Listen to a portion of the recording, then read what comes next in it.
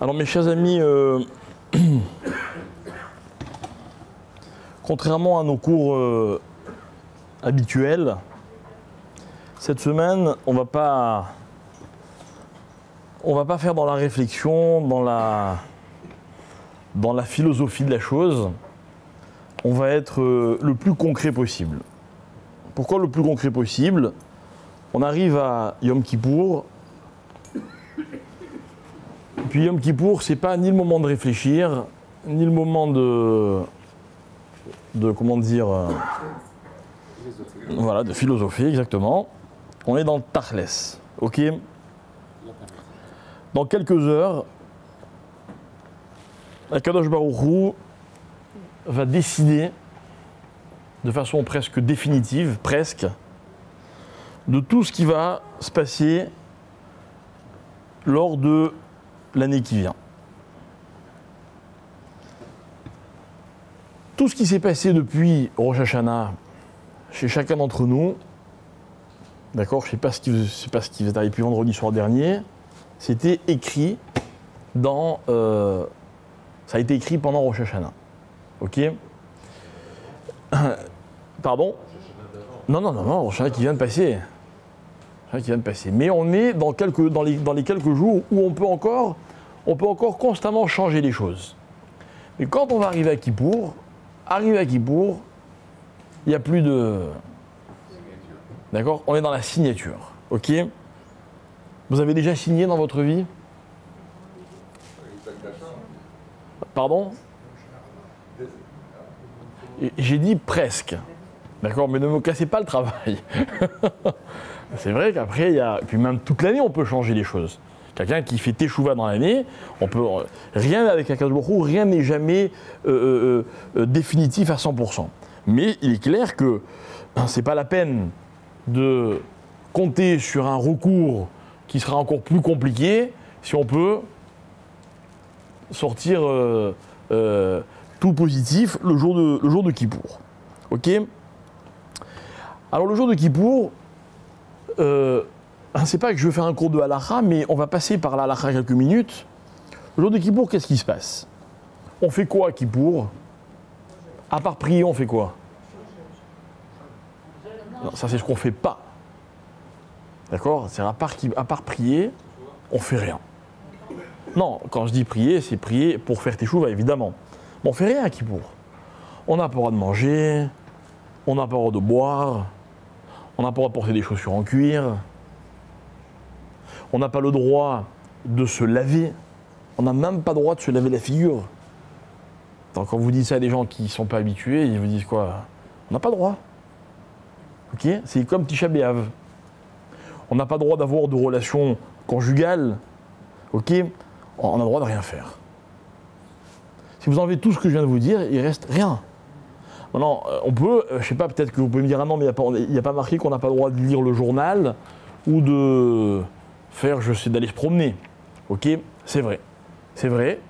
Mais quand la Torah, elle nous prive de toutes ces choses-là, qui s'appellent des privations, en hébreu, dans la Torah, ça s'appelle des inouïm, ok? C'est pour bien que la personne, elle soit dans une disposition qui lui permet de vraiment vivre ce qui va se passer à Kippour. À Kippour, mes chers amis, il y a ce que Dieu va faire et ce que les hommes vont faire. Que va faire Dieu à Kippour? Qu'est-ce qu'il veut faire Dieu le jour de Kippour? Comment on dit en français le jour de Kippour? Le grand pardon. Ok? Donc, pourquoi ça s'appelle le grand pardon? Parce qu'il y a marqué dans un passage de la Torah, qu'on va répéter incessamment pendant Yom Kippour, il y a marqué Ki bayom azeh yechaper alechem letaer etrem mikol chatotechem. Car ce jour-là, Akadosh Baruch Hu va pardonner yechaper alechem, les chaper, kapara, letaer etrem, afin de vous purifier, mikol chatotechem, de toutes vos fautes. C'est-à-dire que le programme d'Akadosh Baruch Hu, le jour de Yom Kippour, c'est de pardonner. Vous pouvez passer par là. C'est de pardonner. C'est ça que Hachem veut faire. D'accord? C'est clair, vous m'avez bien compris? Donc ça veut dire que, en fait, c'est une journée extraordinaire. C'est une journée dans laquelle Akadosh Baruch Hu me fait un cadeau inestimable. Il veut me pardonner. Imaginez un père qui est fâché avec son fils, ok? Et puis un jour, il se lève, le père, il dit, bon allez, aujourd'hui, j'efface tout. Magnifique. Sans vouloir forcément comparer la relation entre Dieu et l'homme à celle d'un père et son fils. Mais là, on a donc une volonté de la part d'Akadosh Baruch Hu. Le programme de Yom Kippour, c'est qu'Akadosh Baruch Hu veut pardonner. La question, c'est qu'est-ce qu'on doit faire, nous, pour être pardonné? Voilà la question. Alors évidemment, en un mot, on aurait pu dire facilement, il faut faire Teshuvah, ok? Mais Teshuvah, ça ne suffit pas, mes chers amis. Pourquoi ça ne suffit pas? Parce que Teshuvah, c'est un terme qu'on peut reprendre tout au long de l'année. À Kippour, il y a beaucoup plus que cela. Beaucoup plus que cela, et c'est ça que je voudrais expliquer. Le Rambam dans Ilchot Teshuvah, dans le premier chapitre, Halacha Gimel, le Rambam dit la chose suivante. Un Teshuvah mechaperet al kol avonot. Afilu racha kol yamav. Donc quelqu'un qui aurait fait des fautes toute sa vie. Il a fait que fauter. Je ne sais pas si ça existe, mais admettons. Il a fait que fauter. Le jour où il fait Teshuvah, ses fautes peuvent lui être pardonnées. Toutes les fautes qu'il a commises. Ah, il a tué. La personne, elle est morte. Ok, on ne va pas la faire revivre, la personne. Mais la faute qu'il a commise peut être pardonnée. Ok? Le Rambam continue et il dit Ve'itsumo shel yom kippurim mechaper lashavim. Alors là, il y a une phrase qui est extrêmement ambiguë. Parce que le Rambam, il parle de Itsumo shel yom. C'est quoi Itsumo shel yom? Non. Non. Attention, dans le sens de. Dans le contexte dans lequel c'est utilisé, voilà. C'est pas le atsum dans le sens de fort. C'est dans le sens de, en hébreu, bravo, de etzem. Ok? Par exemple, comment vous dites moi-même? Vous dites en hébreu atzmi. Atzmi, c'est moi-même, c'est mon existence. Ok? Le etzem de quelque chose, c'est l'existence même de la chose. Ok? Le etzem d'une chaise, c'est pour s'asseoir. Après, elle est rouge, ou elle est verte, ou elle est moche, ou elle est belle. D'accord? Mais le etzem, c'est de s'asseoir. Le etzem de Kippour, c'est de pardonner les fautes. De qui? Donc dit le Rambam, mechaper la shavim, à ceux qui font Teshuvah. Donc ça veut dire que, mes amis, il y a deux conditions, enfin il y a deux éléments. Il y a un élément qui ne dépend pas de moi. Qui ne dépend pas de moi. Itsumo shel yom. Vous voulez que je vous dise un secret?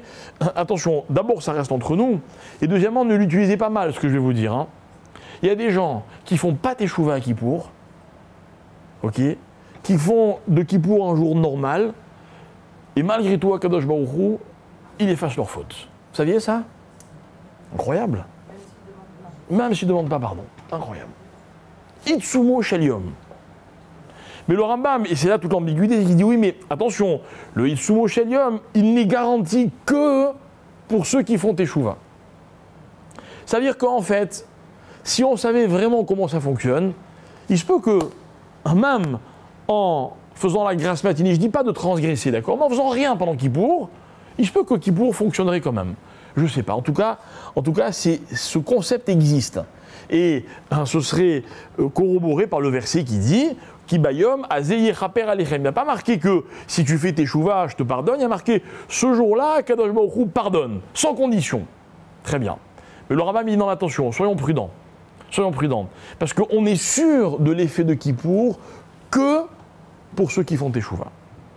Donc si je lis bien le Rambam, quelqu'un qui fait Teshuvah le jour de Kippour, c'est sûr qu'il est pardonné. Elle est belle quand même, quoi. C'est-à-dire que tout ce qu'on va faire, c'est pas pour rien. Donc, mes chers amis, il y a une occasion qu'il ne faut absolument pas laisser passer. Voilà. Comme je vous le dis à chaque fois qu'on parle de Kippour, il ne faut surtout pas rater son Kippour. Et si je vous le dis, c'est parce que malheureusement, un Kippour, ça peut se rater. Ça peut se rater. On peut rater un Kippour. On ne peut pas rater un Shabbat. On peut mieux vivre ou moins bien vivre un Shabbat. Ok, mais si je suis quelqu'un qui ne transgresse pas, bon, bah, je rate pas, ok, j'ai fait Shabbat. Imaginez que je passe mon Shabbat à dormir, mais bon, je n'ai pas allumé de feu, j'ai pas. Bon, ok, j'ai pas raté mon Shabbat. Ok, j'ai raté ce que le Shabbat aurait pu m'apporter, mais tant pis, c'est pas grave. Mais là, on peut complètement rater Kippour. Donc, il va falloir qu'on se rate pas à Kippour. Ok, très bien. Alors, comment on fait pour pas se rater à Kippour? Et voilà que la Torah me donne un commandement positif le jour de Kippour. Et elle dit comme ça, la Torah. Elle dit Ve'initem et nafshotechem. Littéralement, vous mortifierez vos âmes. Le mot ve'initem vient du mot inouï. C'est quoi inouï? Inouï, c'est une souffrance. En hébreu moderne, inouï, c'est une torture. D'accord? Alors, mes chers amis, écoutez bien. Qu'est-ce qu'on apprend de ve'initem et nafshotechem? On apprend les 5 choses dont je vous ai parlé tout à l'heure. Manger, boire, chaussures en cuir, etc. D'accord? Alors, je vais vous poser une question. Vous allez voir ce qu'on va gagner avec ça. Quand vous jeûnez, ça vous fatigue? C'est dur? Vous avez faim? Non. Non? Dommage. Dommage. J'allais vous dire que plus vous avez faim à Kippour, et plus vous accomplissez la mitzvah de ve'initem. Ça veut dire que moi, quand les gens viennent me voir à Kippour, me disent ah, j'ai très ma tête, je suis très faible, je dis purée, quel kiff, tu connais pas ta chance. Mais c'est vrai. C'est la souffrance qui compte, alors on ne se fait pas souffrir de cette manière. Comme les chrétiens qui. Je sais pas. Ah bah tu vois, tu l'as dit toi-même, on n'est pas à ça nous. On t'a pas dit de te flageoler. Flageller, pardon. On t'a dit de te. Écoutez bien. Ah, il me parle des chrétiens, moi aussi je dis n'importe quoi.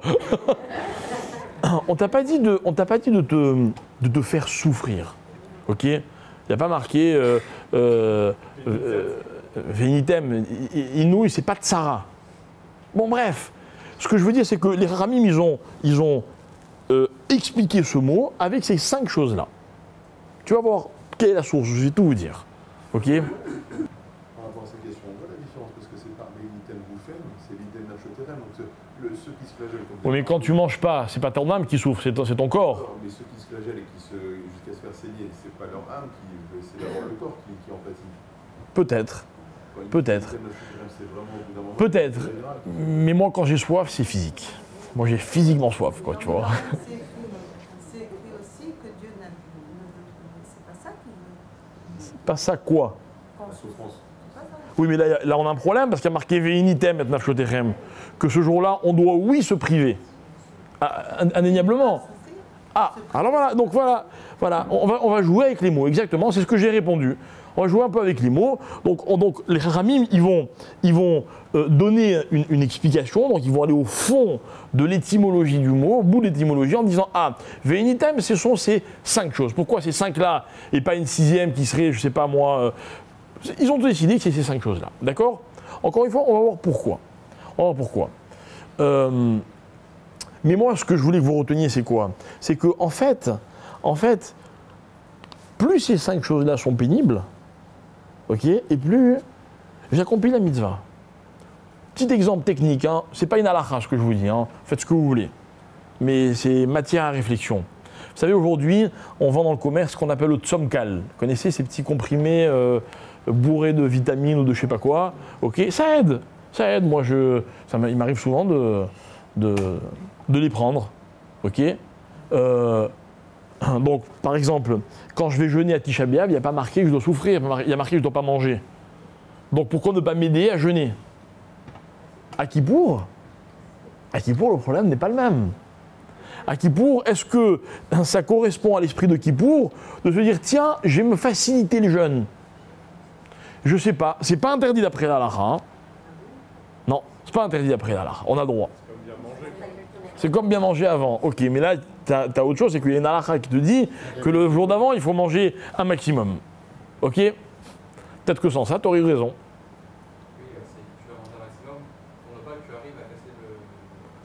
Ah non, mais cette possibilité, elle est même pas en ligne de compte. Parce que tu ne peux pas manger à Kippour. Sauf cas exceptionnel. Dès qu'une vie est en danger, on ne discute pas. D'accord? Mais c'est pour l'esprit que je vous rapporte cet exemple. C'est pas pour vous dire qu'est-ce qu'il faut faire ou qu'est-ce qu'il ne faut pas faire. Encore une fois, je veux dire, comme il n'y a pas d'interdiction, si vous pensez que vous allez mieux prier et mieux vivre votre Kippour en prenant ceci ou cela, il n'y a pas d'interdiction, allez-y. Ok? Il n'y a pas de problème. Maintenant, donc il y a une mitzvah, d'après la Torah, de se priver le jour de Kippour. Ok? Donc je mange pas, je bois pas, etc. Donc le matin je me réveille, j'aurais bien voulu me faire une bonne toilette comme tous les matins. Ok, non, mitzvah de la Torah, de galérer. Ok, donc pendant les premières heures de la journée, je parle à personne en face, etc. Ok. Vous ne croyez pas que c'est encore mieux de le faire avec joie, cette privation? Mais évidemment que c'est encore mieux de le faire avec joie, mais il ne faut pas exagérer, quoi. Vous voyez ce que je veux dire? Je ne vous demande pas de vous le matin en disant ah quel kiff ce matin, pas de toilette. Enfin, il y a peut-être des petits enfants qui disent ça, ok. Mais quand vous allez avoir faim à 4-5 heures d'après-midi, vous n'allez pas me dire quel kiff de ne pas manger. Non, quel kiff de faire une mitzvah, c'est vrai. Mais c'est dur de ne pas manger. Et là, vous avez peut-être presque le droit de vous apitoyer sur vous-même en disant Hachem, t'as vu comme je fais bien la mitzvah. Quoi qu'il arrive, on n'a pas le droit de manger. Excusez-moi, quand vous ne mangez pas, vous souffrez vous-même et votre voisin ne souffre pas. Par contre, quand vous ne vous lavez pas au moins le visage, D'accord, ouais. Hein? ou les dents, Ouais. Ouais. eh bien, il y a quand même, les synagogues de Kippour sont fondées, il y a quand même des conséquences pour le voisinage. Alors, est-ce que c'est une mitzvah d'indisposer le voisinage? Alors, vous passez d'une extrême à l'autre. Il n'y a pas de mitzvah d'indisposer le voisinage, ok, mais sans vouloir faire de comparaison glauque, ok, mais quand on va rendre visite à quelqu'un, malheureusement, que Dieu nous en préserve, qui est en deuil, ok, ça fait 7 jours qu'il ne s'est pas lavé, il est en deuil. Ah, ça peut incommoder le voisinage, et alors? Qu'est-ce que vous voulez que je vous dise? Il y a des tas de choses qui peuvent incommoder le voisinage.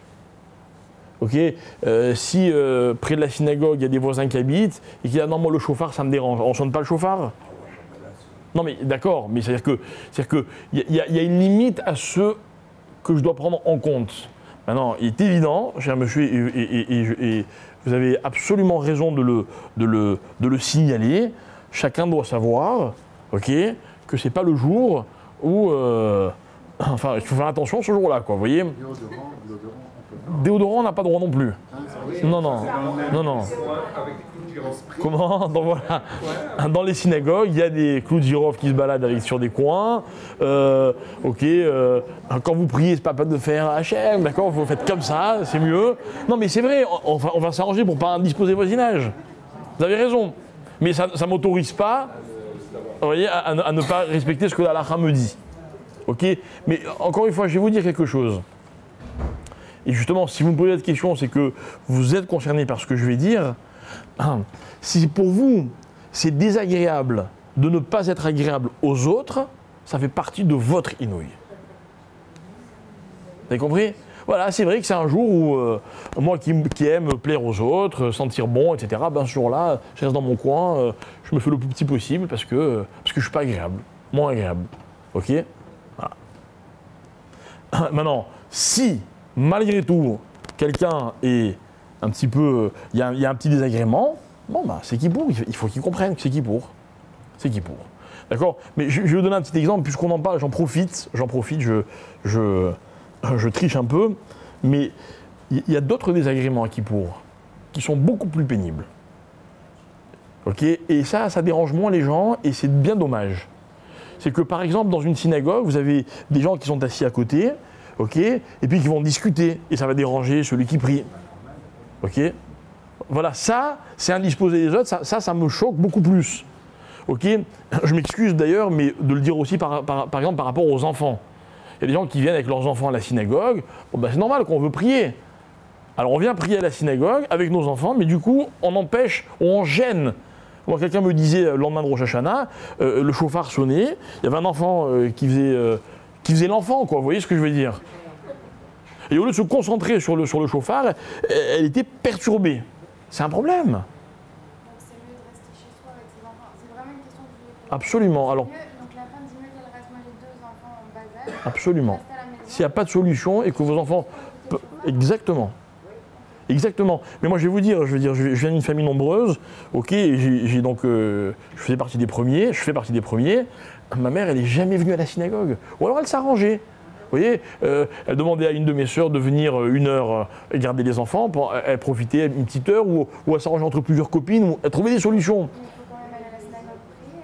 C'est-à-dire, Non. je sais que j'avais les enfants, Non, non. je les autres, mais je me dis, je dois quand même y aller. Non, alors c'est ça, justement, je voulais vous dédouaner et vous enlever tout le problème de... Mais moi, je trouve que c'est ce qui est beau dans notre religion. C'est qu'il y a ce bordel. Ce quoi? Dans la synagogue, Non, madame, je ne suis pas d'accord avec vous. pas ça ailleurs. Ouais, c'est vrai. C'est vrai,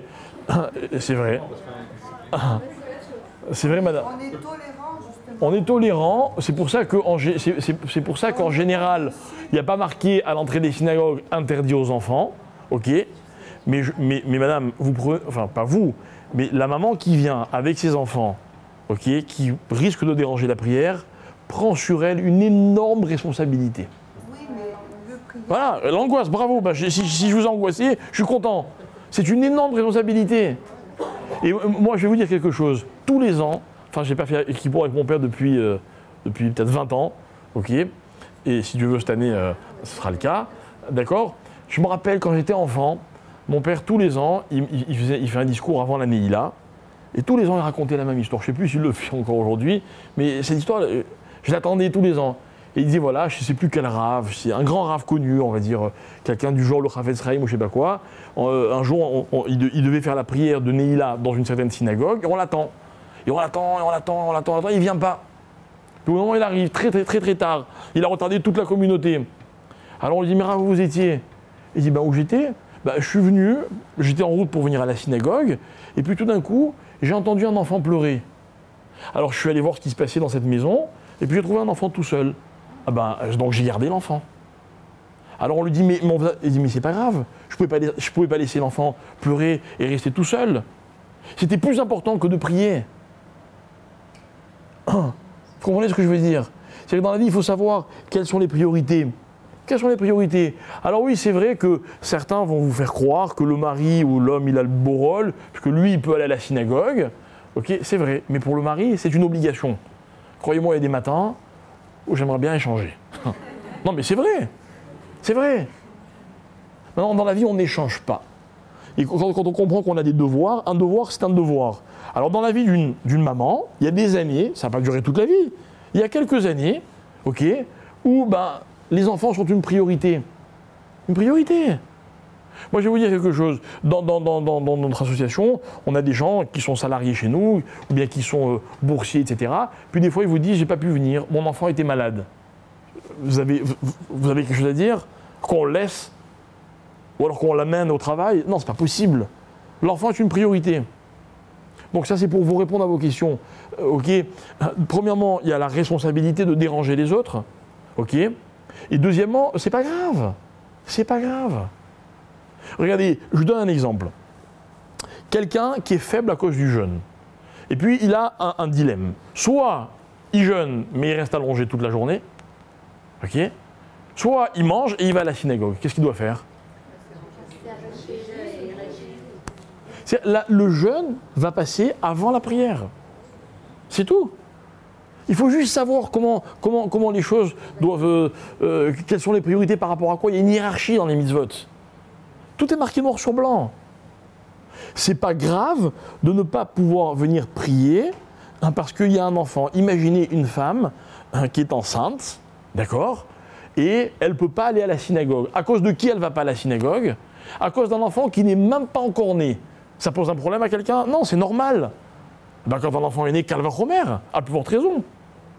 Rester à la maison pour ses enfants, je n'ai pas dit à cause, pour ses enfants, pour moi, c'est noble. Pour moi, c'est beaucoup plus noble que de dire non, moi, je ne veux pas rater la prière, puis ça dérange les autres, tant pis. Moi, je raconte toujours cette histoire qui m'a marqué. Je venais d'arriver en Israël il y a exactement 27 ans. j'étais à la yeshiva, et puis le rav de la yeshiva, qui était un ami à mon père, m'avait gentiment invité à manger chez lui le jour de Rosh Hashanah. Donc on rentre de la prière, dans les yeshivas, vous savez, on finit très tard, il devait être une heure avancée dans l'après-midi. On arrive pour passer à table, on s'assoit, on fait kidouche, puis le rav il dit à sa femme, comme ça, il dit alors, raconte-moi comment t'as prié ce matin, c'était bien. Ouais, il s'intéresse, il demande à sa femme. Et sa femme lui dit, en français ça donnerait ça, je te raconte pas la matinée que j'ai passée. Ah bon, pourquoi? Il dit, j'ai pas prié du tout. Ah bon, pourquoi? Qu'est-ce qui s'est passé? Alors il dit, voilà, je suis sorti de la maison pour aller vers la synagogue de la yeshiva, le Beth Midrash, ok. Pour vous donner une idée, on devait être à peu près, je sais pas moi, 250 à la yeshiva, hein. Et puis avant d'aller à la prière, j'ai voulu m'assurer que tout était prêt dans la cuisine de la yeshiva pour le repas de midi. Et puis je suis arrivé dans la cuisine et je me suis aperçu que, en fait, le cuisinier ou la cuisinière, ou je ne sais pas qui c'était, avait oublié, tout simplement oublié, les pommes de terre de la dafina, du chamin, comme on dit, pour toute la yeshiva. Donc il y avait la viande qui était en train de cuire, mais il n'y avait pas les pommes de terre. Donc c'était pas prêt, quoi. Alors qu'est-ce que j'ai fait? Je suis allé dans le marsad, je ne sais pas où, et j'ai épluché les pommes de terre pour les 250 personnes de la yeshiva. Ça m'a pris toute la matinée. Enfin, une bonne partie, le temps de les faire cuire. Ok. Je vois déjà me poser des questions, mais quand elles ont cuit, ok. Ok, je sais pas. Mais elle a passé sa matinée. Alors, on a tous eu de la peine pour elle. Le rav, qu'est-ce qu'il lui dit? Il lui dit, mais fallait aller demander aux gens de t'aider. Tu serais allé demander à quelques femmes, ah non, je voulais pas les empêcher de prier. Alors le rav, jamais j'oublierai cette phrase. Il lui a dit, je suis jaloux de ton Rosh Hashanah. Jaloux de ton Rosh Hashanah. Ce que tu as fait, cette abnégation, ça vaut 1000 fois la prière que tu aurais pu faire si tu avais prié. C'est vrai, mes chers amis. Imaginez que vous allez à la synagogue et puis qu'en route, vous voyez quelqu'un qui ne se sent pas bien, vous le prenez, vous l'amenez chez lui, et puis vous vous rendez compte qu'il est seul, alors vous l'aidez. Vous avez raté quelque chose? Non. Vous n'avez pas raté quelque chose, au contraire. Il y avait un élève de yeshiva qui était marié, et le rav s'est rendu compte, c'était le fils d'un très grand rav. Et le père était décédé, et puis le rav de la yeshiva, il s'est rendu compte qu'il ne venait plus à la prière tous les matins. Alors un jour il appelle, il dit, dis-moi, qu'est-ce qui se passe? Ton père aurait été peiné de voir une chose pareille. Ton père il tenait tellement à la prière, etc. Et toi? Alors il dit, écoutez, vous avez raison, figurez-vous que tous les matins je me lève, je m'apprête à venir à la synagogue, et en route, tous les matins, je passe devant une femme, la pauvre, qui est débordée, qui a plein d'enfants, etc., qui doit se débrouiller toute seule. J'ai pas le cœur de venir prier, donc qu'est-ce que je fais? Je l'aide, et tous les matins, comme ça, je rate la prière. Alors le rav il est touché, il dit, mais bravo, c'est beau. Il dit, bon, très bien, et on peut faire quelque chose pour cette femme? Quoi, elle est veuve? Et il fait, non, pas du tout, c'est mon épouse. Et le rav il a dit, t'as raison. D'accord? Les enfants, c'est pareil. On met des enfants au monde, ok, si à cause de ça, on doit être mévater sur certaines choses, même des mitzvot. Ok? On rate rien, mes chers amis. Enfin, je m'adresse surtout aux dames. Ça ne s'appelle pas rater. Surtout, si un enfant, quand il vient, madame, ce que je voudrais vous dire, c'est que c'est vrai que dans les synagogues, on accepte les enfants. Mais je trouve dommage qu'on apprenne à nos enfants que la synagogue, c'est un endroit où on vient jouer. Moi, je me rappelle quand j'étais petit, aller à la synagogue, c'était un privilège.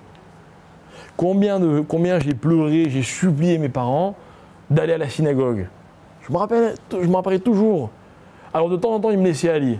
Okay, et si jamais ça ne se passait pas comme il fallait, eh ben, j'étais privé de synagogue pendant plusieurs Shabbatot. Jusqu'au jour où, un jour, je me rappelle que j'ai réalisé qu'en fait, je pouvais venir à la synagogue tous les Shabbats. Ben, j'étais grand. J'étais grand. Et même grand, je me rappelle, quand, je sais pas, on discutait ou quand mon père il me disait, si tu viens à la synagogue pour ça, je préfère que tu restes à la maison. C'est pas un endroit de jeu, la synagogue. C'est pas un endroit pour jouer. Et la maman, regardez, elle ne doit pas non plus venir à la synagogue juste pour garder ses enfants, il vaut mieux les garder ailleurs, dans un jardin public ou à la maison. Donc finalement, il y a une anomalie quelque part. D'accord? Alors ça, c'était parce qu'on avait ouvert une parenthèse qui concernait le désagrément qu'on peut causer aux autres. D'accord? Donc vous avez bien fait de le signaler, faisons attention. Ok? Très bien. Mais on ne se lavera pas quand même. Ok? On ne se lavera pas quand même. Maintenant, pourquoi est-ce que ces 5 choses-là sont interdites? Pourquoi? Quelle est l'origine? Pourquoi les Chachamim ils ont dit, ah, alors voilà, on mange pas, on boit pas, pourquoi? C'est vrai, pourquoi les chaussures en cuir, ou je sais pas, enfin les chaussures en cuir, c'est pas en cuir, c'est les chaussures qui sont interdites. Mais les Chachamim ils ont dit que ce qui s'appelle chaussure, c'est la vraie chaussure en cuir, etc., que ce qui n'est pas en cuir n'est pas considéré comme une vraie chaussure, etc., ok? Mais après, ils ont statué chaque chose. Mais d'où viennent ces 5 choses que la Torah nous interdit? Alors mes amis, c'est très très simple. Très très simple. Ok? Il s'est passé quoi le jour de Kippour? Qu'est-ce qu'on commémore à Kippour? Alors, vous vous rappelez à Rosh Hashanah, c'est quoi Rosh Hashanah? C'est le jour de la création de l'homme, n'est-ce pas? 6e jour de la création du monde. C'est quoi Kippour? Non. Voilà. C'est les 2e tables de la loi. Le veau d'or, c'est le 17 Tammuz. Ok? Moshe Rabbeinu va remonter le jour de Rosh Chodesh Elul sur le mont Sinaï. Il va rester 40 jours et il va redescendre donc le jour de Kippour avec les 2e tables de la loi. Déjà, on voit de là une chose, c'est que Yom Kippour, c'est le jour de la 2e chance. Vous voyez? C'est quoi la Teshuvah? Quelqu'un a fait une bêtise, on dit bon allez, tu regrettes, tu veux te rattraper, allez on te donne la possibilité de te rattraper. Exactement comme le peuple juif. Le peuple juif, au lieu de recevoir la Torah la première fois, il est en train de danser autour du veau d'or. Dieu a dit bon allez, je pardonne, je vous redonne la Torah. Je vous redonne la Torah. Ok? Maintenant, nos maîtres nous enseignent la chose suivante. Ils nous disent comme ça. Si on veut rester dans l'esprit de la chose, et on veut être cohérent, ok? C'est-à-dire quoi? Que Moshe Rabbeinu remonte une 2e fois, question technique. Pourquoi 40 jours la 2e fois? Qu'est-ce qu'il a fait pendant 40 jours? Hein? Non, mais il a fait quoi concrètement? Hein? J'entends pas.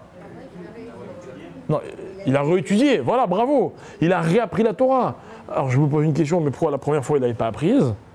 Il a tout oublié? Ah, on va dire comme ça, d'accord, on va dire que c'est une Torah différente, j'accepte la formule, c'est la Torah la 2e chance. D'accord, quelles sont les différences? On verra une autre fois. Ok? Mais mes amis, nous aussi c'est la même chose. C'est quoi Kippour? C'est quoi Kippour? Kippour, je vais vous dire quelque chose, le lendemain de Kippour, ok, écoutez bien, vous porterez le même prénom, le même nom de famille, ah oui, et vous aurez les mêmes défauts, les mêmes qualités que la veille. Hein. C'est pas genre vous êtes tout neuf. Mais il y a quelque chose de changé. Ce quelque chose de changé, c'est comme la Torah. Vous voyez, c'est la Torah de la 2e fois. C'est la même. C'est la même. Les Chachamim s'amusent à compter les petites différences qu'il y a entre les deux textes. Mais c'est la même. Mais on revit l'expérience complètement. Les Chachamim nous disent la chose suivante. Pour bien vivre Kippour, il faudrait essayer de refaire comme Moshe Rabbeinu quand il est remonté sur le mont Sinaï. Et, disent nos maîtres, eh bien c'est très simple, Moshe Rabbeinu, il n'a pas mangé, il n'a pas bu, il s'est pas lavé, il n'avait pas de chaussures, puisque la Torah dit qu'il est monté pieds nus sur le mont Sinaï, ok, et il est allé tout seul, sans femme. Ça veut dire qu'en fait, finalement, tout ce qui le ramenait à une dimension matérielle humaine, ok, eh bien, Moshe Rabbeinu s'en est séparé pendant 40 jours. Alors on est sympa, hein, on ne vous demande pas 40 jours. Mais le jour de Kippour, c'est-à-dire le jour où tout ce projet aboutit, le jour de l'aboutissement, nous, on va essayer de faire comme Moshe Rabbeinu. Ah, alors vous allez me dire, mais Moshe Rabbeinu, il n'a pas non plus dormi pendant 40 jours. Et nous, on dort à Kippour. Vous dormez à Kippour, vous? Pourquoi vous dormez à Kippour?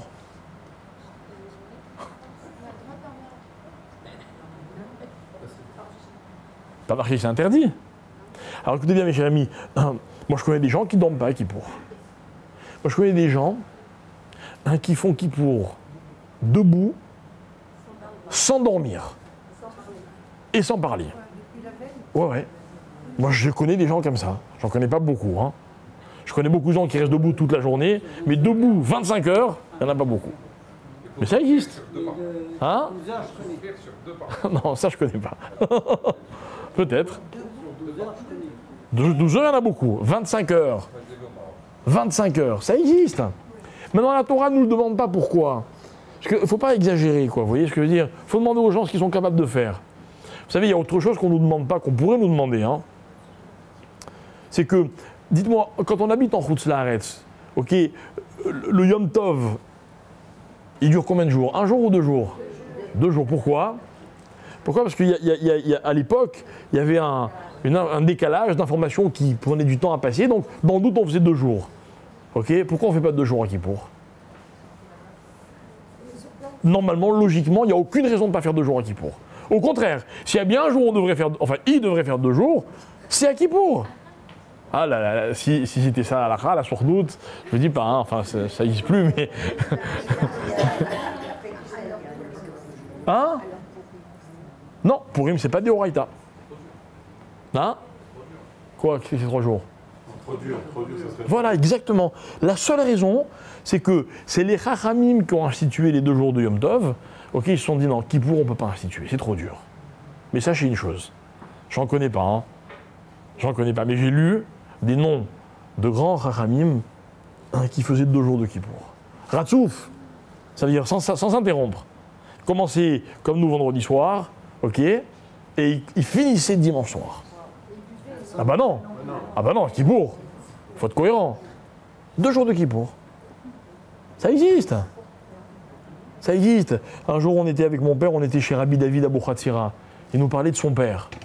Il nous disait, son père, il ne mangeait pas des fois pendant 4-5 jours. Rien. Il tenait. Bref.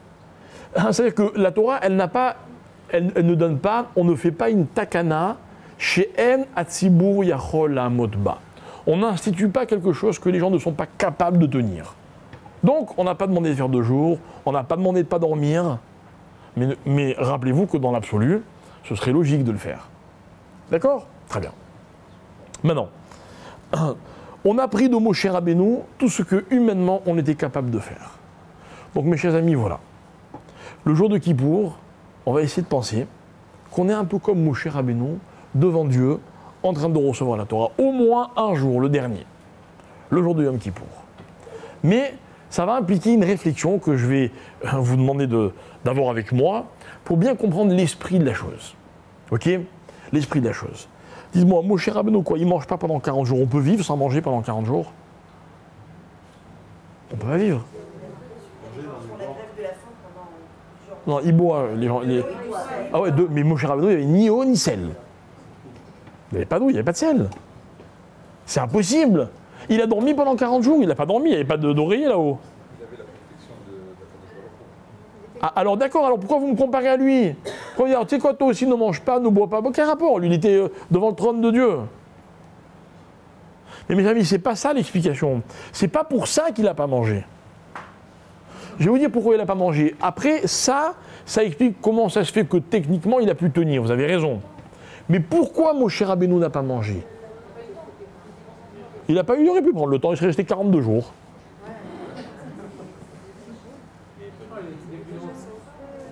Non, mais sa femme n'était pas là.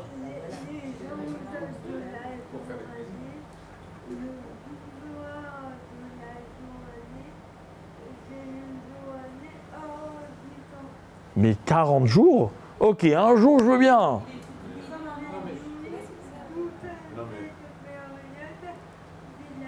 C'est la même journée. Peut-être. Je sais pas. Mais il est parti sans femme. Mais sa femme, elle a dû donner un casse-cou avant de partir. Il était dans une autre dimension, je veux dire, il n'était plus dans... Alors pourquoi tu me compares à lui? Pourquoi tu me dis moi qui pour que je fais comme Moshe? Quel rapport? Moi je veux prendre de Moshe Rabbeinu ce que je peux prendre. Quand vous me dites il est dans une autre dimension, j'ai plus rien à prendre. C'est pour ça que tu as fait 40 jours. Mais t'as pas compris, même un jour comme lui je peux pas le faire. Même 1 heure je peux pas. Parce que le 1 jour de nous, c'est... Voilà, le 1 jour de nous il a rien à voir avec... Parce qu'à Kippour, on peut atteindre des dimensions... Mais quelle dimension? C'est ça ma question. Le plus rouge. Vous vous approchez tout doucement. Non, il s'était éloigné de son... Ah, mais donc moi j'ai rien à voir avec ça, encore une fois. On est comparé à des anges. Tu connais l'histoire. Il y a une femme qui dit à sa copine, mon mari, c'est un vrai malard. Alors elle lui répond, ouais, mon mari non plus, c'est pas un homme. Mon malard, je sais pas, laisse-moi être un homme, s'il te plaît. C'est dangereux de dire un malard, quoi. Alors écoutez bien, mes chers amis. La question, elle n'est pas là du tout. Du tout. Tout à l'heure, je vous ai demandé est-ce que vous allez avoir faim à Kippour. Et je dis, si vous avez faim, tant mieux, c'est une mitzvah. Je vous ai roulé, hein. Je vous dis la vérité, hein. Maintenant, je vais être honnête. J'espère que vous n'allez pas avoir faim. Vous savez quand est-ce qu'on a faim dans la vie? Quand on a faim? Quand on pense à manger. Quand on pense à manger. Mais j'espère quand même qu'à Kippour, enfin j'aimerais qu'à Kippour, on ne pense pas à manger. C'est-à-dire que, vous voulez que je vous dise quelle est la vraie faille de Kippour? La vraie faille de Kippour, hein, la pire pour moi, hein, c'est le gars qui vous dit plus que 2 heures. C'est mortel, ça. Elle est terrible, ça, là. Ben oui. J'ai mis un coca au frais ou pas pour la fin du jeûne? Oh mince, j'ai pas mis de coca, purée. Ah oui, tu penses à ton coca? Non, c'est plus que inouï. C'est-à-dire que, t'es quoi? T'es encore dans la dimension de manger, de boire, sauf que malheureusement pour toi, t'as pas le droit. Mais mes chers amis, c'est pas ça. Vous savez à quoi on compare Kippour? On l'appelle Shabbat. Shabbat, Shabbaton, n'est-ce pas?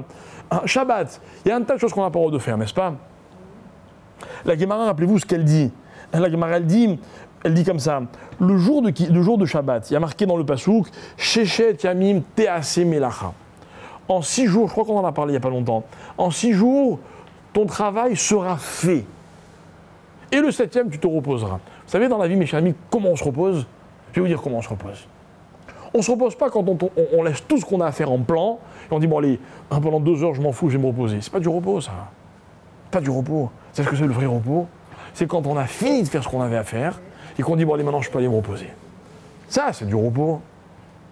Me dit la Gemara, hein, le jour du Shabbat, il faudrait arriver dans un état d'esprit où tout a été fait, c'est fini. J'ai tout fini. Samedi soir, on verra, c'est une nouvelle semaine qui commence. Samedi soir, c'est pas la suite de vendredi après-midi. C'est-à-dire que sinon, mon Shabbat, c'est juste, je suis dans l'attente, quoi, vous voyez. Donc, qu'est-ce qui se passe? Il y a un tas de gens de Shabbat qui vous disent, à quelle heure ça termine? Moi, dans ma synagogue, on a un gros défaut. On n'a jamais fini Shabbat à l'heure. Mais au moins, vous verrez que des gens qui ne sont pas pressés de se sortir de Shabbat. Mais moi, c'est ce que j'essaie d'apprendre aux gens. Moi, je l'ai appris de mes parents. Moi, Shabbat, quand il s'en va, j'ai l'angoisse. Ça y est, allez, on est obligé de repartir dans la semaine. Bon, alors, faut y aller. Mais si je pouvais... Moi, je sais pas vous, mais moi, c'est ce samedi soir, après 3 jours de fête, qu'est-ce que j'aurais voulu que ça continue un peu? Encore une ou deux prières là.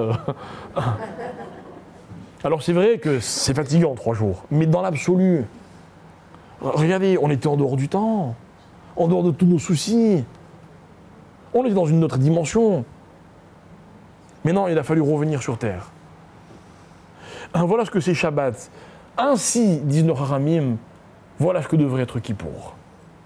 Kippour, vous n'allez pas manger, vous n'allez pas boire. Mais c'est normal, il n'y a pas le temps. Je peux pas. Excuse-moi, je suis dans Kippour, de quoi tu me parles? Je peux pas manger. Me laver la figure, quand le matin j'ouvre les yeux, je prends mon temps, je fais une toilette. Mais je vais courir à la synagogue. J'ai pas le temps.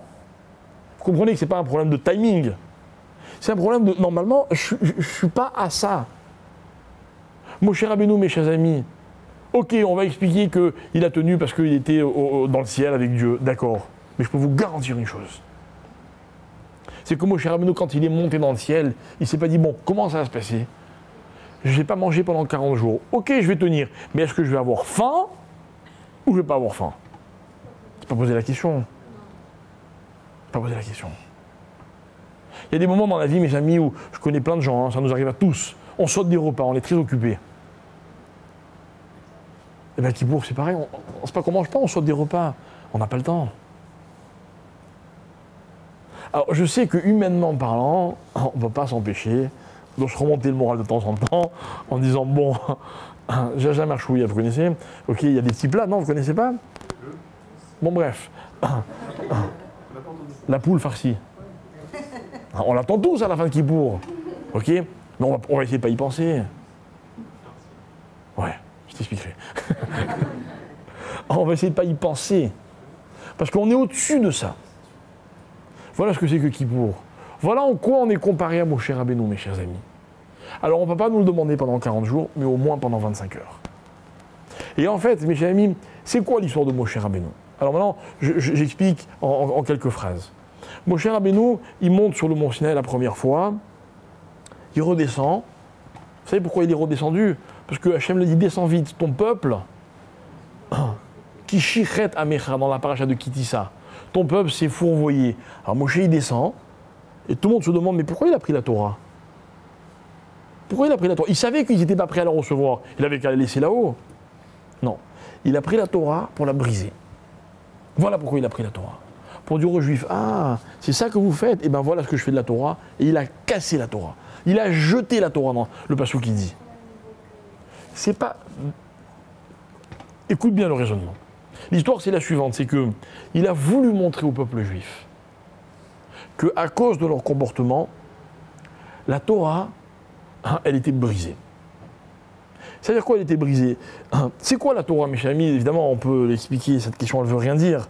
Mais moi, je voudrais vous donner une approche des choses.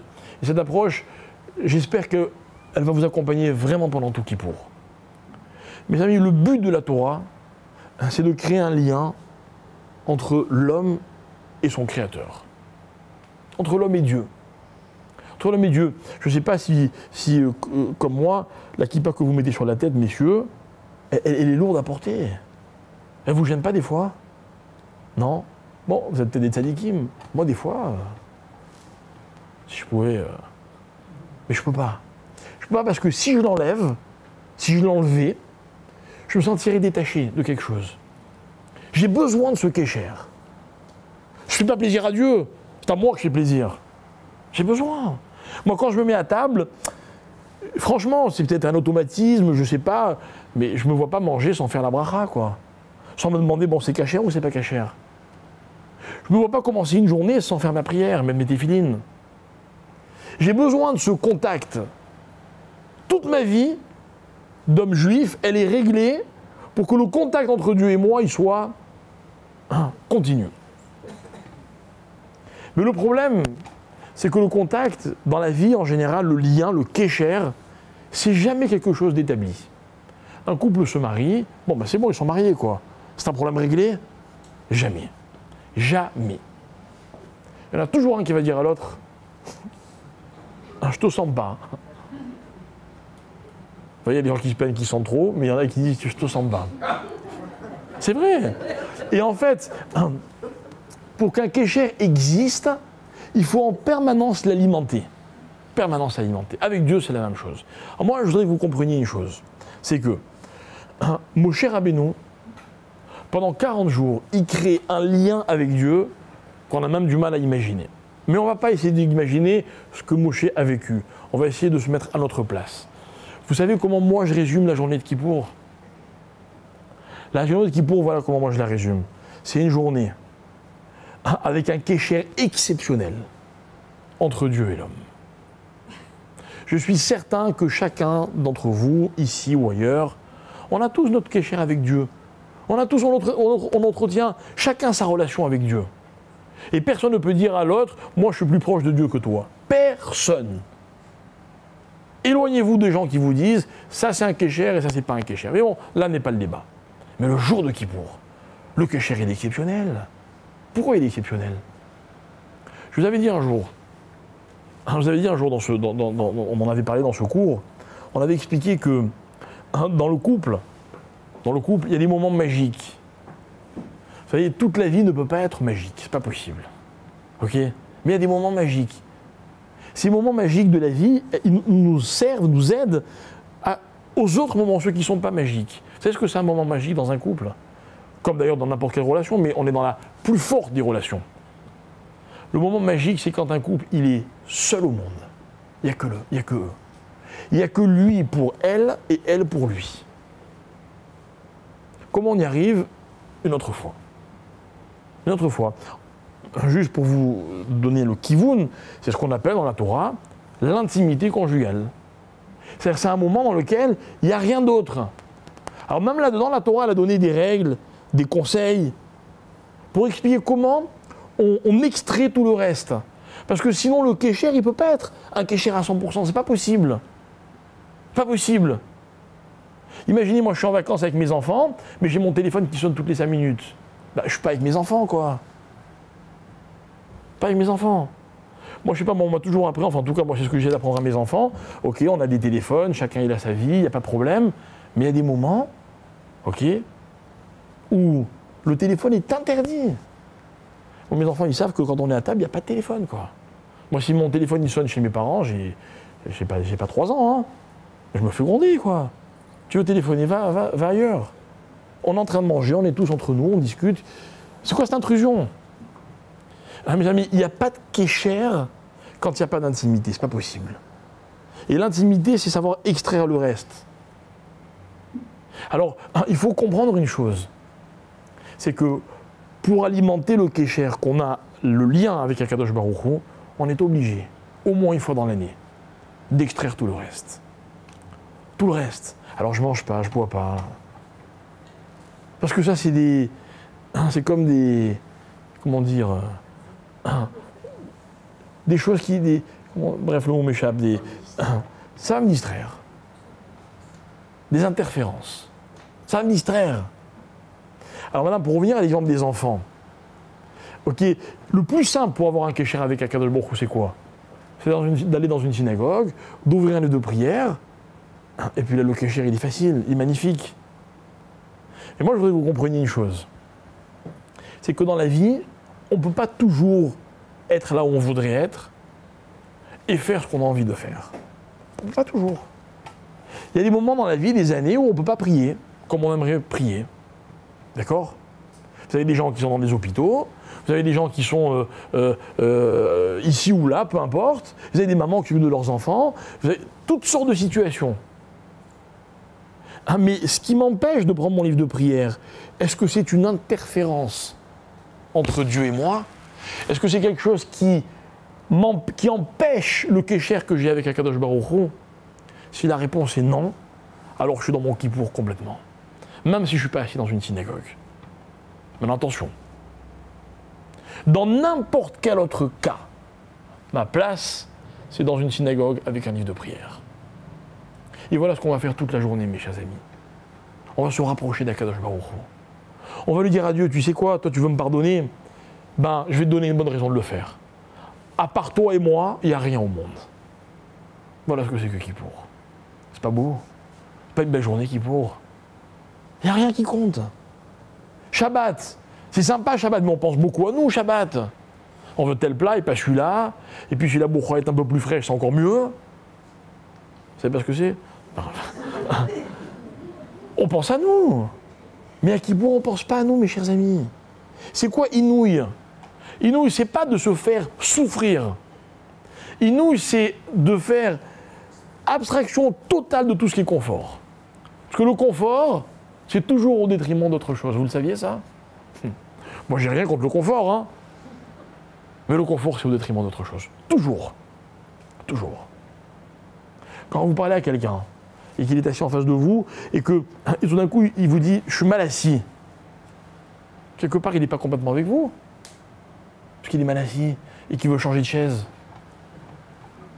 Hein, croyez-moi, quand vous êtes en face de quelqu'un, et c'est un rendez-vous qui est extrêmement important, et vous ne voulez pas perdre une seconde de ce rendez-vous, la chaise sur laquelle vous êtes assis ne vous importe guère. Vous êtes tout à votre rendez-vous. Ah, voilà, mes amis, ce que c'est le kécher. Moshe Rabbeinu, ok, il n'y avait rien d'autre que lui devant un Kadosh Baruch Hu. Voilà ce que c'est Kippour. Ah, voilà, mes amis, ce que c'est Itsumo Shelium. Vous savez, quand la Torah elle me dit que ce jour-là, qui bayomazi yechaper alechem, ça veut dire que Dieu, il fait rien d'autre. D'après certains, le jour de Kippour, il n'est pas comptabilisé comme un jour de vie. Ça veut dire quoi? Ça veut dire que, j'ai lu un jour dans un texte, je ne me rappelle pas quelle est la référence, c'est bien dommage, il disait comme ça, il y a des gens qui vivent plus que 120 ans. Ah, mais Dieu a promis que les hommes ne vivraient pas plus que 120 ans. Alors il ramène là-bas des histoires, etc. Et il explique, non, c'est parce que celui-là, dans sa vie, il y a eu des kippours dans lesquels c'était pas un homme. Ça ne fait pas partie du conte de la vie. Parce que Dieu lui-même, il ne se comporte pas à kippour comme le reste de la vie. Il se consacre, kaviarol, complètement, comme si Dieu il pouvait se partager, vous voyez, complètement à pardonner à ceux qui font teshuva. Et tout ce que je vous ai dit, mes chers amis, c'est pour vous aider à une chose. À quoi il faut penser le jour de Kippour? À quoi il faut penser? Alors c'est vrai que, contrairement à ce que je vous avais dit avant Rosh Hashanah, à Kippour, vous pouvez demander tout ce que vous voulez. Tout, il faut y aller, hein. Il faut y aller. Tout ce que vous voulez, il faut le demander. Pas avoir peur. Pas avoir peur. La Gemara a dit qu'il y a énormément de choses que Dieu voudrait bien donner à l'homme, mais il attend juste qu'il les lui demande. Et que tant que l'homme ne les demande pas, ben Dieu, il ne les donne pas. C'est pas du sadisme, hein, c'est que c'est normal. C'est normal, même un père avec ses enfants. Si tu ne demandes pas, ben je ne te donne pas. Il faut te demander, c'est une démarche dans la vie de demander. Donc Kippour, c'est un jour où on demande. On demande tout. Ok. Mais éverlésez. Au-delà de demander, mes chers amis, au-delà de demander, et croyez-moi, vous ne manquerez de rien, si à cause de ce que je vais vous dire, vous n'avez pas le temps de demander des choses à Dieu. Vous manquerez de rien quand même. Je me porte garant. Ainsi, la seule chose qui vous préoccupe, c'est que le lien, le kécher entre Dieu et vous, soit un kécher parfait. Parfait. À Kippour, normalement, on ne devrait pas avoir de pensée qui dévie. Il ne devrait pas y avoir, comme j'ai appelé ça tout à l'heure, des failles. Il ne devrait pas y avoir de failles à Kippour. Voilà dans quelles conditions, dans quel état d'esprit la Torah, elle essaie de nous aider à être. Quand elle nous dit tu ne manges pas, tu ne bois pas, ne prenez pas ça comme une privation. Ça vous fait souffrir parce que vous manquez de confort. Ça, c'est une mitzvah. Mais la vraie mitzvah, c'est de se dire mais je ne peux pas manger. Je voulais demander, c'est ce que vous dites, je comprends. Mais si Akadosh Baruch Hu est immatériel, il faut que vous nous expliquiez et nous aider comment je peux lier ce kécher en dehors des 5 choses qu'on doit faire, qui sont des privations, mais construire un kécher avec Hachem, si on ne nous montre pas le chemin, c'est pas possible. Mais on nous le montre le chemin. Comment? Il n'y a pas marqué dans la Torah Ve'afta et Hashem Elokecha, Bechol Levavecha, ou Bechol Nafshecha.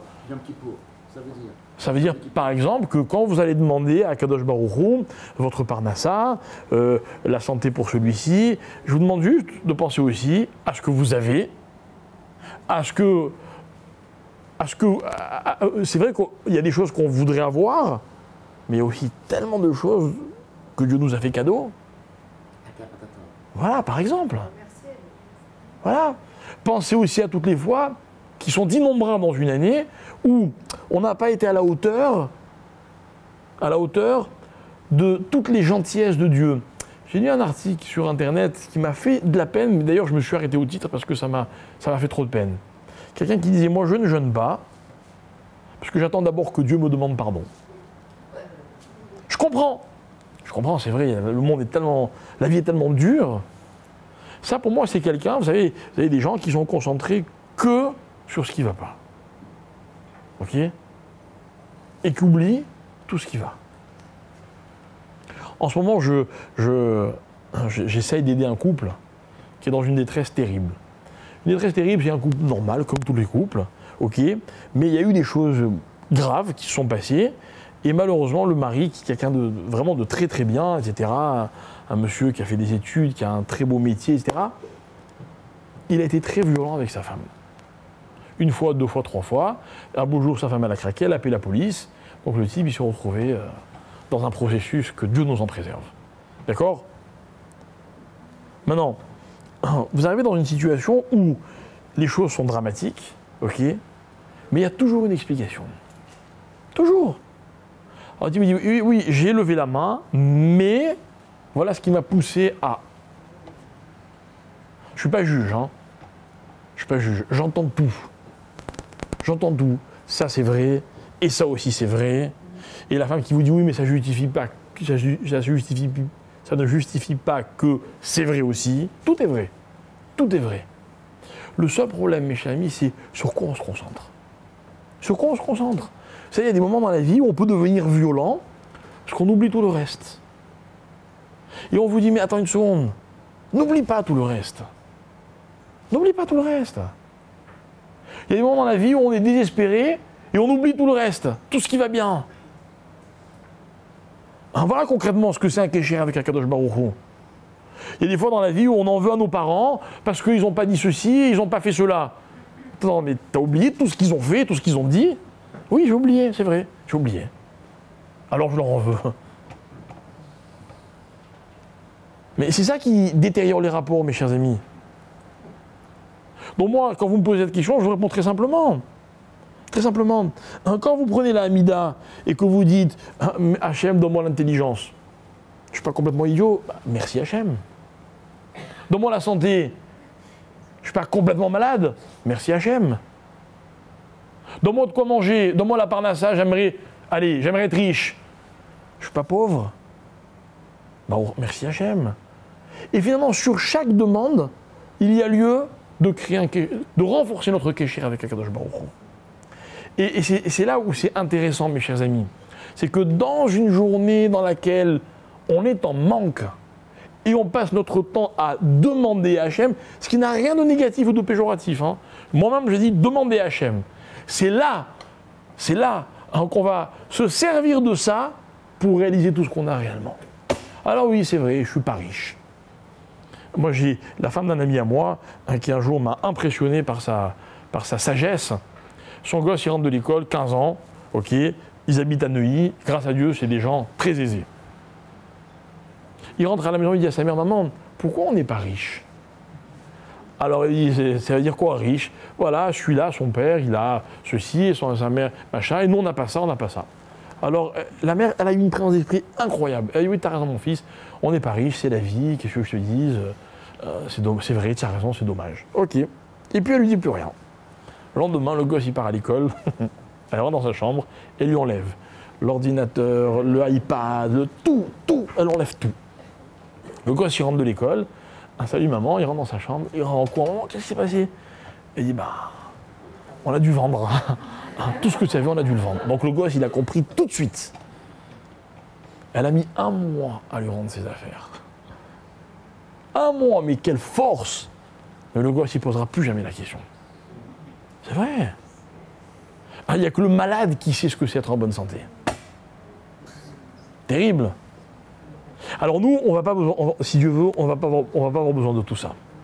Pourquoi? Parce que quand on va rencontrer dans notre livre de prière la petite phrase dans laquelle on dit Hachem guérit les malades, on va dire finalement, il y a beaucoup de choses qui vont bien, quoi. Quand on va dire Hachem donne à manger aux pauvres, il y a marqué, on va dire bon, bah au Hachem, quoi. Il n'y a pas que des pauvres, etc., etc., etc. Ça veut dire que par une privation que je m'impose, évidemment c'est la Torah qui me l'a demandé de le faire, mais moi je le fais parce que j'ai envie de faire ce que la Torah me demande. Par le fait de demander à Hachem parce que j'ai envie de demander à Hachem, pas parce que je suis contraint de demander. Évidemment celui qui tend la main parce qu'il a faim, ne lui demandez pas d'être content de je sais pas quoi, vous voyez ce que je veux dire. Mais là on n'est pas contraint. Là c'est une occasion qu'on nous donne.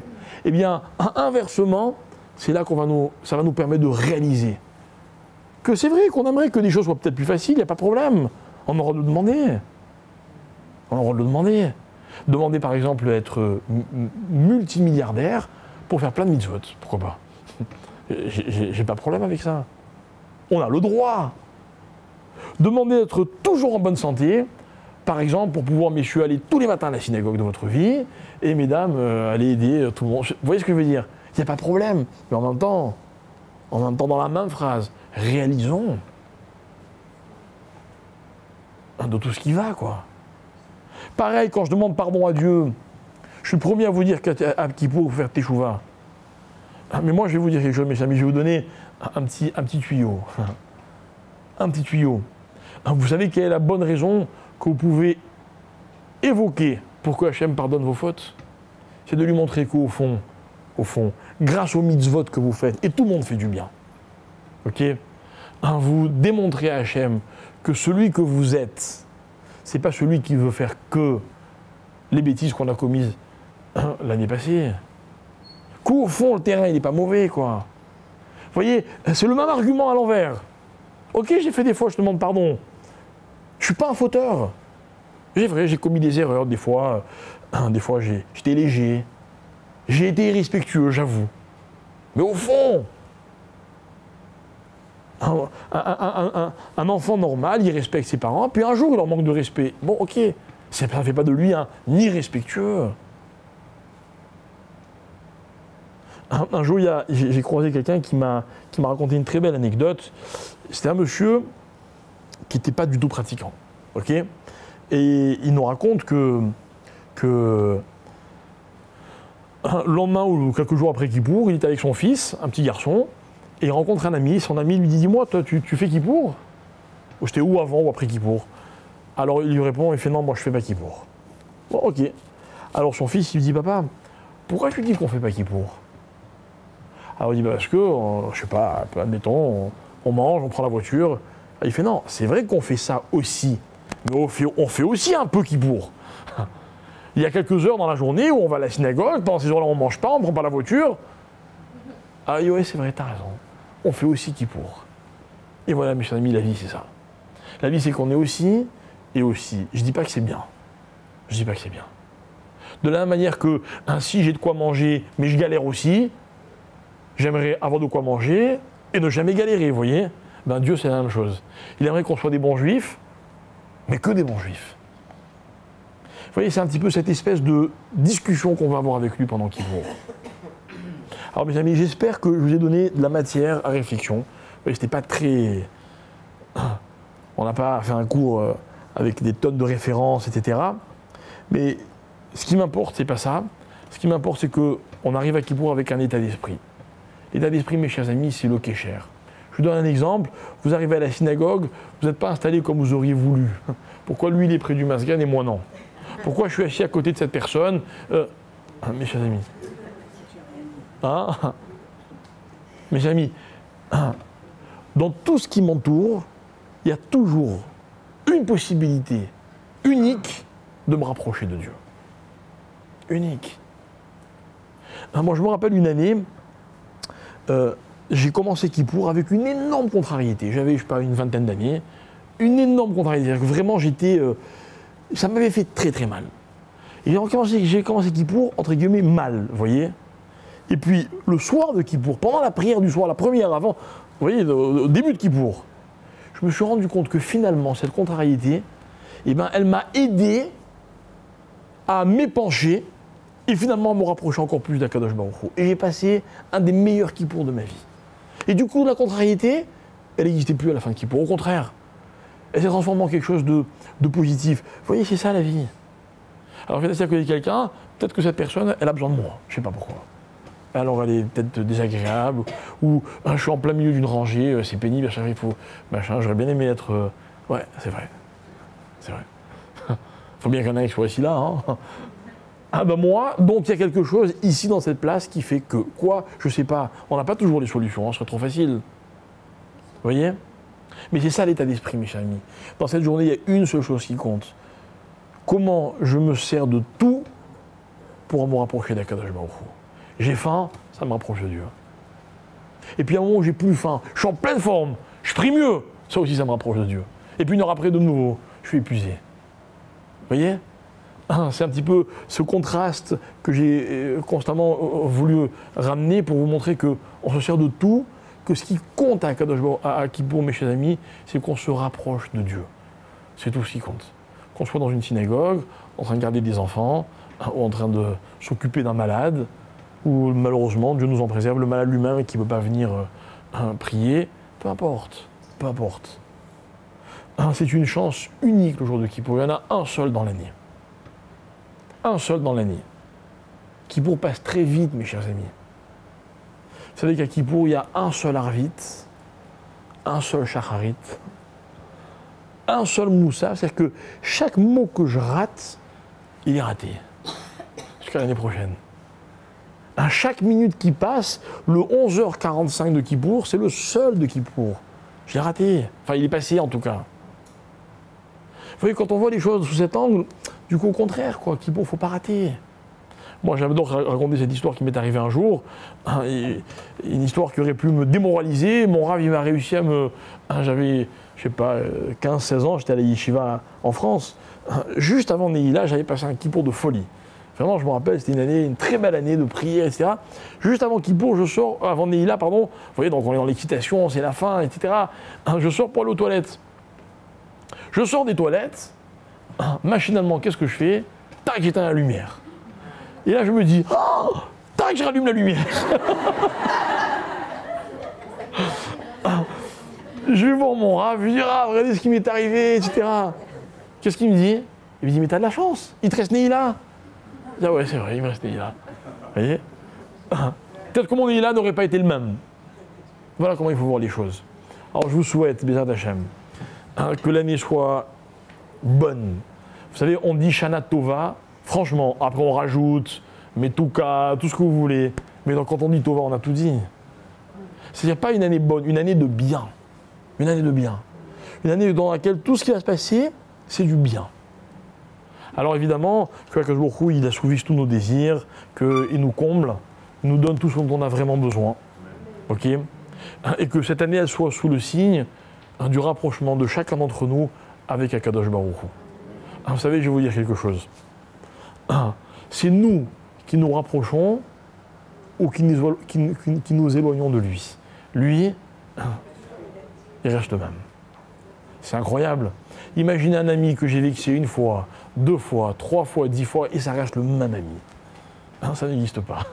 Il n'y a qu'avec Akadosh Baruch Hu. C'est magnifique. C'est-à-dire que tout dépend de moi. Cette journée, c'est la plus belle de l'année. Il ne faut pas la rater. Il faut mettre toutes nos énergies dedans. Et si Dieu veut, tout ce qu'on met comme énergie dans Kippour, on est payé au centuple, à 1000 fois plus dans l'année qui vient. C'est tout ce que je vous souhaite, Bézat Hachem. Voilà, on interrompt nos cours pour les fêtes qui viennent. Si Dieu veut, on vous fera savoir après les fêtes, à la fin du mois d'octobre, Bineder, la reprise des cours. Shana Tova et Ktiva Bechatima Tova.